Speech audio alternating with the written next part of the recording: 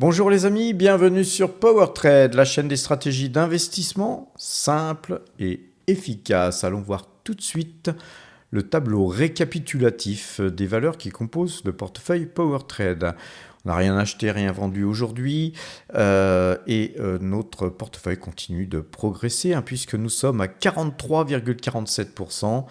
Depuis le début de l'année, c'est 367 435 € qui ont été engrangés dans nos fouilles, les amis. C'est vraiment une très très bonne année. Je crois que en termes d'euros constants, c'est certain, c'est la meilleure année que j'ai pu faire de toute ma vie. Alors en termes de pourcentage, j'ai eu peut-être 2 années dans ma vie où j'ai pu faire un peu plus de 50%. Faut quand même dire que c'est toujours très rare de faire 50%, et j'espère bien que cette année on pourrait bien dépasser ce seuil de 50%. Ça serait quand même fort sympathique, surtout qu'avec un portefeuille construit depuis un peu plus de 45 ans, et aujourd'hui quand on fait du 40% ou du 50%, ça n'a rien à voir que quand on était à ses débuts. Alors en tout cas, tout le mal que je vous souhaite, c'est d'avoir pu faire à peu près ce pourcentage, peut-être plus d'ailleurs, parce que pour tous ceux qui me suivent, souvent certains n'ont pas forcément pris de Pernod Ricard, par exemple, mais le but, c'est pas de se mesurer les uns aux autres, c'est de progresser ensemble. Alors, globalement, on a beaucoup moins d'espèces, puisqu'on a 175 092 € d'espèces, c'est 14,44% d'espèces, mais c'est encore suffisant, c'est encore pas mal pour pouvoir faire quelques achats si besoin était. Notre portefeuille a 2,84% de minières, 67,17% en pétrolière, et en valeur internationale, française, internationale, c'est 15,55 donc %. Globalement, encore une fois, un portefeuille qui se porte super bien. Mais allons voir l'ensemble de nos portefeuilles. Alors globalement, nous avons 38,77% de performance, ce qui est somme toute pas mal. C'est moins que le portefeuille PowerTrade, mais c'est un portefeuille plus difficile à gérer parce qu'on a beaucoup de secteurs, les amis. On a le secteur américain, par exemple, on a le secteur Asie, qui est le secteur qui performe le moins en ce moment. On a le secteur value, et on a le portefeuille débutant, et ainsi de suite, les amis, et notamment le portefeuille mine. Alors globalement, portefeuille mine qui se porte super bien. En gros, c'est quand même 22,25% de hausse mensuelle depuis 7 ans en moyenne. C'est-à-dire que si on prend la moyenne de ces 7 dernières années, bien souvent on fait du 21, du 30, du 18, du 25, du 20, voire du 38%, comme là en ce moment. Mais la moyenne de ces 7 dernières années, c'est 22,25% par an, les amis. Je pense qu'on a réussi à prouver que les techniques qu'on utilise à PowerTrade sont suffisamment efficaces pour gérer décemment un portefeuille. En tout cas, un portefeuille qui était à 1 249 710 € au 31 décembre 2025, et aujourd'hui on est à 1 734 245 €. C'est donc un portefeuille qui a beaucoup progressé, et en termes d'espèces, on n'a que 218 482 €. Ça représente 12,60% de l'ensemble de tous les portefeuilles.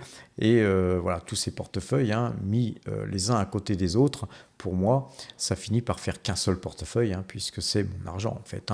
Voilà les amis, donc allons voir les graphiques, et on va commencer par le Brent. Rappelez-vous ce que je vous disais hier, je n'avais pas tracé, mais on va quand même tracer tout simplement une ligne de tendance. Je vous avais dit qu'il y avait un gap ici, et donc on va le tracer, ce gap, et on voit que globalement on cherche à aller combler ce gap.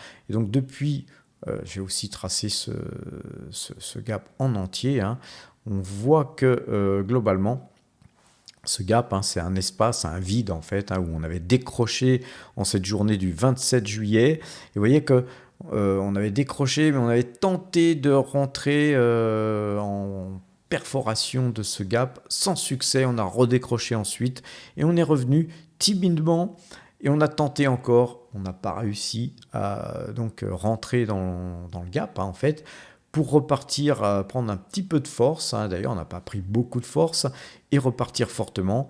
Et là, avoir une bougie qui avait bien cassé, hein, ce trend qui est le début du gap, hein, à combler à la hausse. Hein. Et globalement, le lendemain et le surlendemain, on a fait toujours des petites hausses en forme de doji. Des dojis, c'est plutôt de l'incertitude, hein. Un doji, ça mesure l'incertitude des opérateurs. Pour aujourd'hui, repartir, comme je le disais hier, repartir pour essayer d'aller combler ce gap. On n'a pas réussi tout à fait à combler ce gap, hein, mais on s'en approche. Et en tout cas, on voit bien que la moyenne de 12 sur le Brent est acheteuse.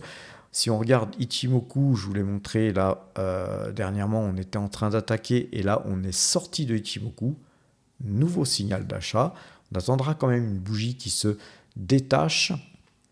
Et donc, on a globalement une très belle configuration haussière. Et quand même, on va aller regarder Kagi, hein, et vous voyez que Kagi, eh bien, lui, il est passé acheteur. Vous voyez que c'est au vert ici, tout est au feu vert. Nos trois indicateurs principaux sont donc passés à l'achat. Et donc, on va revenir en bougie. Et voilà, rappelez-vous, hein, si on dézoome un petit peu, on voit qu'on a quand même ici, je vais vous tracer ça, on a ici quand même un trend qu'il va falloir aller chercher. Et après, on aura évidemment la TH ici. Mais globalement, je pense qu'on peut, avec le temps aisément, aller sur les 100, 103 dollars, les amis. En tout cas, c'est un premier objectif. Mais on va rester en position. Les amis, vous savez qu'on est très investi dans le secteur pétrolier, comme vous avez pu le voir. Sur l'or, on a une petite baisse légère, mais avec une bougie en forme de doji, hein, donc incertitude, encore une fois. Sur l'argent, par contre, ça monte bien, plus 1,44%. Et sur le cuivre, toujours vendeur. Le GDX, lui, a le vent en poupe. Hein. Vous savez qu'on a ici eu un gap suivi de deux bougies plus un gap égale donc une île abandonnée. Vous avez ensuite une période de latéralisation avec donc une île, puisqu'on a gapé ensuite, avec deux bougies haussières, très haussières, donc sur le secteur minier, comme d'ailleurs sur le secteur pétrolier. Alors j'ai des questions, hein, qui me demandent, mais pourquoi le secteur pétrolier et le secteur minier montent ensemble ? Eh bien, les amis, je n'ai pas forcément une réponse précise à vous apporter, mais rappelez-vous, fin décembre, je crois même que c'était le 31 décembre, quelque chose comme ça, j'avais dû vous dire, mais allez voir les dernières vidéos de décembre, où j'avais d'ailleurs vendu l'intégralité de toutes mes valeurs minières, ce qui m'avait été d'ailleurs reproché, alors que derrière, j'avais eu raison, puisqu'on a pu racheter à meilleur prix. Globalement, en 2025, on avait fait une très bonne année, hein, sur les minières. Je crois qu'on avait fait 127% de hausse, hein, sur le portefeuille mine. Globalement, je pense que cette année va être une bonne année. Comme je l'avais dit d'ailleurs fin décembre, ça sera une année pour les minières. Mais il faut savoir vendre, les amis. Il faut savoir vendre à temps, avant que tout rebaisse et remonte ensuite. Et donc, avant que ça remonte très très haut, il faut savoir aussi racheter, ce que nous avons fait sur les minières, ce qui fait qu'on surperforme, hein, l'indice GDX, nous, avec notre portefeuille mine, parce que voilà, on a fait du swing trading et qu'on a investi grâce à Laurent Morel, notre analyste financier accrédité AMF, qui nous permet, eh bien, de sélectionner les meilleurs minières juniors, les amis, et donc on est sur des bonnes valeurs et en plus au bon moment. Et donc le momentum, c'est vraiment important. Le PX1, donc le CAC 40 aujourd'hui, toujours en baisse, hein. Vous savez que nos algorithmes étaient vendeurs depuis le 12 août. N'oubliez pas, hein, les amis, les algorithmes, c'est un de nos points forts. Ça ne marche pas toujours, mais quand ça marche, en fait, vous avez des très très bons signaux. Donc ce qu'il faut comprendre avec nos algorithmes, c'est que même si on a par exemple 4 périodes qui ne nous permettent pas d'exceller parce que c'est un faux signal, si avec 5 ou 6 bons signaux, vous refaites 3 fois ou 4 fois plus que ce que vous avez perdu sur les 4 mauvais signaux, eh bien, vous ramassez un max de pognon, les amis. N'oubliez pas ça. Regardez pas ça seulement sur une journée ou 2 jours. Il faut regarder ça sur une longue période. Et sur une longue période, on s'aperçoit que, eh bien, par exemple, ce signal d'achat sur nos algos était, somme toute, très bon. Et ce signal de vente a l'air d'être excellent, puisque c'est pas terminé, hein. On va peut-être rebondir sur ce trend rouge, mais rien n'est moins sûr, parce que tant que le pétrole va grimper, bah, le CAC 40, lui, va baisser. Par contre, là, c'est vraiment quelque chose qui est pratiquement certain. C'est une chose sur laquelle tout le monde s'accordera. Voilà, on va regarder le S&P 500 qui lui aussi est passé vendeur d'après nos algorithmes ici le 17 août, et on est toujours vendeur avec un croisement de moyenne mobile 2 jours, 12 jours le 18 août. Vous voyez que la moyenne 2 jours, 12 jours, elle est souvent en retard parce qu'elle a besoin d'un peu plus de temps que nos algorithmes. Globalement, le Nasdaq, lui aussi, est vendeur, hein, d'après nos algorithmes et d'après la moyenne 2 jours, 12 jours. Donc, nous, on est assez bien parce qu'on est assez peu investi finalement et sur le Nasdaq et sur donc le CAC 40, alors qu'on est très très investi sur les minières et sur les pétrolières. Allons voir à présent nos valeurs qui nous intéressent, hein. On va commencer par Total Energy. Voilà, Total Energy, hein, on l'a acheté progressivement plusieurs fois. Voilà, encore une fois, j'ai des messages. Vous allez dire que je ne devrais pas m'arrêter aux gens qui donnent leur avis dans les commentaires. Eh bien, si, je dois m'arrêter parce que sur cette chaîne, on est une chaîne éducative, mais on essaye aussi d'éduquer les gens au niveau des erreurs qu'ils pourraient faire dans leur façon de travailler. J'ai une personne qui m'a dit, je crois hier, ah oui, j'aurais dû écouter mes convictions, mon sentiment, parce que j'aurais pu acheter du Total à 65, mais je ne l'ai pas fait. Vous voyez que c'est lourd de conséquences de ne pas avoir fait. Pas avoir fait, alors tu avais une conviction très forte, mais si tu avais... et la deuxième question, c'est mais à quoi servent les graphiques en fait? Les graphiques, justement, ça sert à étayer et à conforter une position que tu peux avoir mentalement, ou tout simplement sur quelque chose de fondamental. Tu vois bien que le détroit d'Ormuz, il est bloqué. Tu vois bien que malgré tout ce qui se passe, les réserves stratégiques sont en train de fondre, même s'il y a quelques pétroliers qui passent et puis qu'on arrive à un peu les remplir, etc. Donc on est sur le fil du rasoir, on joue avec le feu. Et le pétrole, c'est inflammable. Donc, les amis, on est sur un bon vecteur là actuellement. Très facile de gagner de l'argent depuis le début de l'année avec le pétrole.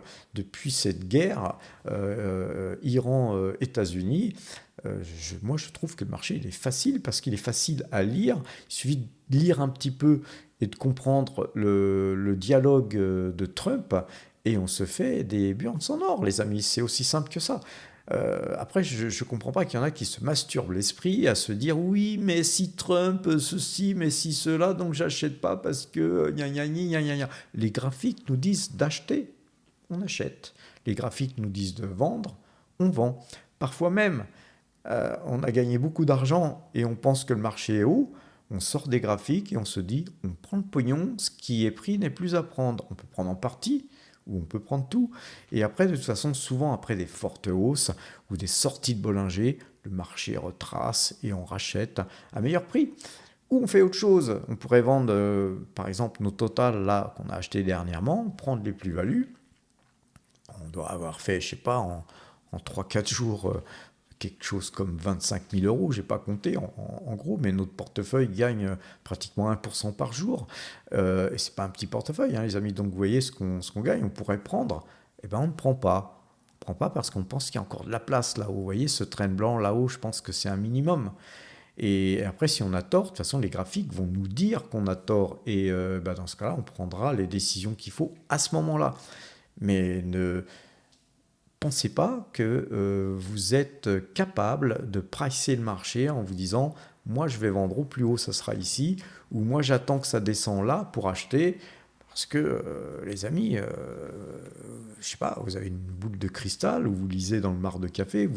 J'ai entendu qu'il y a des gens qui me font des commentaires, qui me disent, moi, je veux acheter à 60, d'autres me disent, je veux acheter à 65.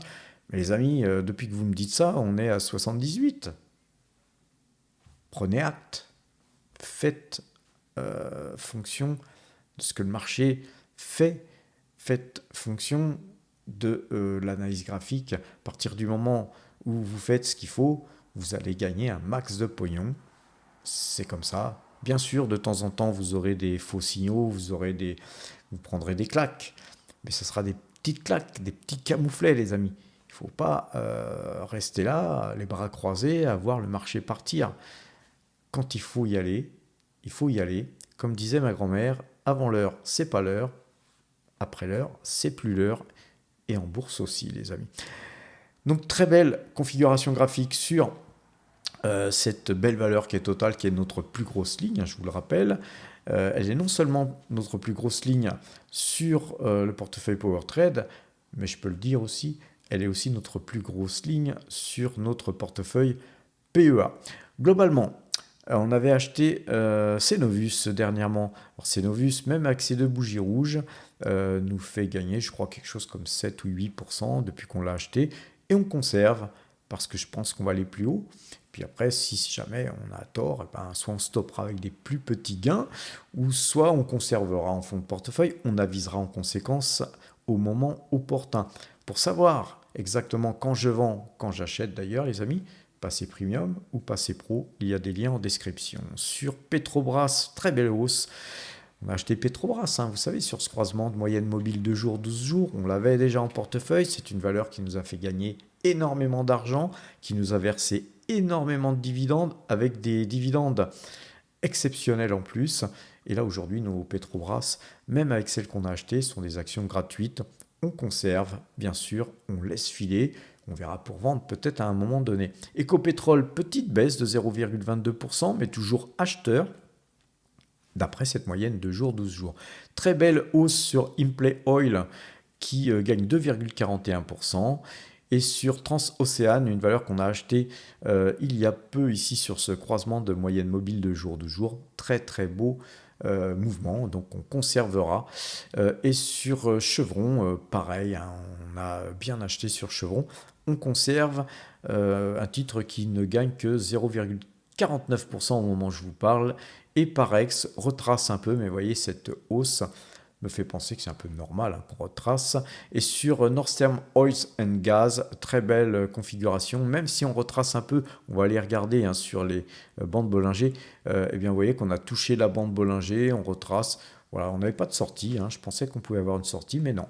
Donc, globalement, c'est une configuration qui est somme toute très belle, même si la bougie n'est pas très très belle, c'est normal qu'il y ait des prises de bénéfices. Et sur ExxonMobil, toujours plus haut les oiseaux, les amis. Donc sur APA Corporation, on a du mal à casser là le plus haut ici, mais en tout cas on gagne 2,07%. TPL, c'est vraiment une déception dans le secteur pétrolier, mais on est patient, puis on a une toute petite ligne de rien du tout. Donc voilà, encore une fois, les allocations d'actifs, c'est important. Vous voyez, j'aurais pas mis 60% de mon portefeuille sur TPL, alors que je peux mettre jusqu'à 80% de mon portefeuille sur Total Energy. Vous voyez la différence, les amis?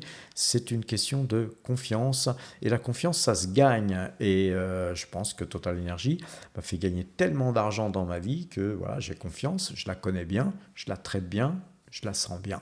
Alors que TPL, c'est une valeur en diversification. Vous voyez qu'il faut quand même avoir toujours ça à l'esprit et ne pas faire n'importe quoi, à vous dire tiens, du TPL, je vais renforcer jusqu'à avoir 80% d'une pause sur une valeur qui ne fait que baisser, par exemple. Sur GTT, on est à l'équilibre plus 0% ou moins 0%. À votre guise, les amis. Et sur les valeurs minières, où on gagne pas mal de pognon en ce moment, et bien sûr Avino, ça rebaisse un peu, moins 0,38%, mais ça avait quand même cassé tous ces plus hauts ici, donc c'est somme toute pas si mauvais que ça. Sur Aya Gold, qui avait tellement monté, ça retrace un peu, moins 1,76%. Sur Mineros, ça perd 0,13%, mais après c'est bien normal, les amis, ça a tellement monté. Et puis la journée n'est pas terminée non plus, hein, pour ces pays qui sont les États-Unis et le Canada. Par contre, sur Agnico, ça monte de 1%, et sur Amarok, nous avons, eh bien, comme GTT, une journée pour rien. Sur la Française des Jeux, petite hausse, hein, mais on n'a pas de croisement de moyenne mobile de jour, hein, déjà en clôture, donc on ne l'aura pas non plus en ouverture. Et donc sur Schneider, toujours vendeur, hein, donc voilà, on s'assoit sur ses mains, surtout que le CAC il est vendeur, les amis. Sur Pernod Ricard, même chose. Et sur L'Oréal, pour terminer, eh bien, nous avons un signal d'achat par contre sur L'Oréal que je n'avais pas vu, hein, donc, parce qu'aujourd'hui j'avais eu des rendez-vous. Voilà, donc on a une très belle configuration sur L'Oréal avec un double bottom. Signal d'achat, je vais quand même me mettre en ouverture parce que je vous dis que c'est acheteur, mais je préfère vérifier. Eh bien non, vous voyez, c'est pas acheteur, mais ça pourrait passer acheteur demain si L'Oréal continuait de monter. Donc tant mieux, puisque c'est une valeur qui m'intéresse aussi. Mais globalement, voilà, ai-je assez de liquidité sur le PEA? Il faudra que je regarde, parce qu'en fait, les valeurs françaises, je les mets sur le PEA et je suis quand même bien chargé sur les PEA, sur Total Energy, et j'entends rester chargé ainsi. Voilà les amis, sur ces bonnes paroles, on a vu un petit peu tout ce qu'il fallait voir sur notre portefeuille, sur même l'ensemble de nos portefeuilles. On a vu aussi sur TradingView eh bien, toutes les valeurs qui nous intéressent et surtout celles qui sont en portefeuille. Globalement, voilà, on est très content, hein, de nos résultats. On reste néanmoins très prudent. Et voilà, les amis, je vous dis à demain, mais en attendant, soyez prudents, portez-vous bien.